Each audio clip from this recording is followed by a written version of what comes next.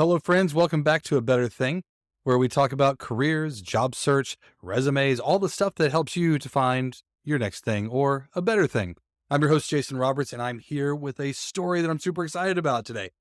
This is a success story. This is somebody that I've been working with really closely over a period of time in order to help them find a better thing, find their next job. In fact, this is the first job that they've had in 24 years. They're a stay-at-home mom and worked hard, raised kids. Kids went off to college. Last kid went off to college this year, and now looking to get back into the job market. And I want to tell you her whole story, and especially because this is my wife, Angela, and the job that she got is killer. It's so perfect. So I want to tell you all about this, what we did in order to overcome this massive gap in her resume, and what you can do too if you have a gap in your resume.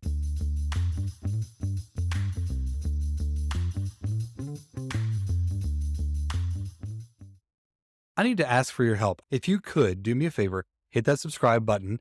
And if you like this, give me a comment. Let me know what you think. All right. Let me tell you about Angela's search. Now, Angela, for background, she has been off the market for 24 years. We had our first kid really young, and she decided to stay home with our kids. And that was where she prioritized all of her time. And she had some jobs. She had some freelance stuff here and there and things like that. And she's a very talented artist.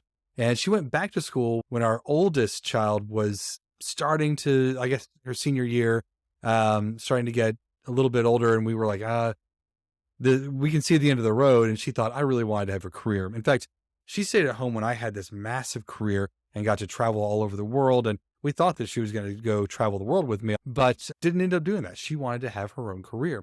So she goes back to school, gets her art degree. She has a bachelor's in fine arts. Now, you might ask, what exactly do you do for a living with a bachelor in fine arts? I'm glad you did ask.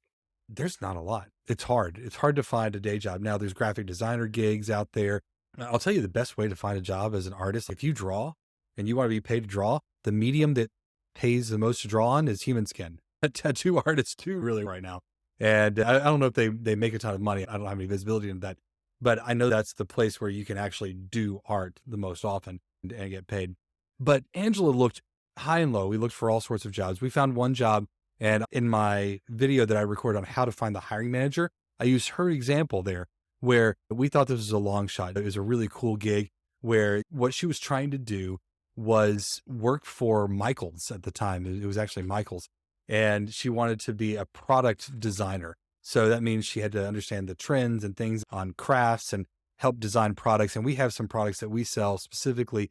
So we thought this would be a really good thing for her. She understands that, and she can design, draw, draft, do all the things you have to do in order to do this work.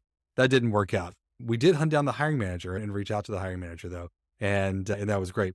But what do I tell you? What do I tell you is the number one way to find a job? I'm going to tell you the whole story on what this does. But the number one way to find a job is employer referrals. Employer referrals. So if an employee of the company refers you in, that's your best shot.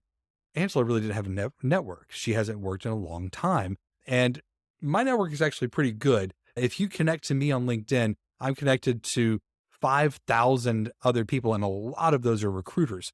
So chances are I know somebody at the company that you're working in. I can get you a conversation, at least with a recruiter, just about any day of the week. But in this case, she didn't know anyone. And we had lamented the fact that we ran into this roadblock after that Michael's job that we really thought was a cool one. And we were at dinner with some friends. Now, these are friends that are not like business friends. They're not the people that are going to be masters of industry. They're just people we've known from church. And we knew them from church. We 16 years, something like that. And really love these people. They're really great folks. And we go out with them. And it just so happens that our friend Ben, he's like the mayor of everything he touches. Everybody loves Ben. And they had a friend who was the first grade teacher of their daughter. Now, their daughter is a college graduate. She has a master's degree at this point. So this is a long time ago. But her first grade teacher became friends with them. And then ultimately, they became friends with that teacher's husband, and they went out and did some things together. And that friend's husband happens to work at a design company.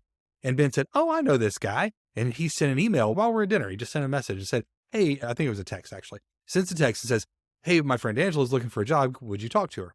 So Angela gets in contact. They had this conversation, and she's not exactly sure what to do. She's not sure what they do, honestly, but figured out a good connection, a good way to talk. And what she did, she sent her resume and said, "Hey, could you do me a favor? Could you just take a look at my resume and tell me where you think I fit in the industry? I'm trying to get in there. Can you help me out?" And what did I say about referrals? People like helping people. They do. People love helping people. And this worked out exactly like you would expect it to. So they said, "Sure, I can do that. I'll do that." So they sent back some feedback and said, "You can work in this place and this other place." And the company that she's going to work for, they do big museum displays. So you design, you draft, you come up with these experiences people will have when they walk into a museum in a learning space.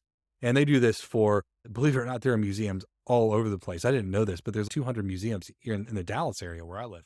I didn't even know that was the case, but they do this all over the place. So she'll be in a job that designs these experiences. So she goes and meets with them, and she's, "I don't know. I'm not sure how I feel about this. I don't know much about this thing." And they said, what we really need is someone who can do computer aided design in CAD. And she's like, "I can't really do that, but I'm going to go take a course." So she starts taking a course in CAD. They talk a little bit more, and she's showing some diligence and interest. But clearly this CAD thing is something where a lot of the job postings are asking for this. And what's happening is the employer is saying, "Hey, we can't find people that do this."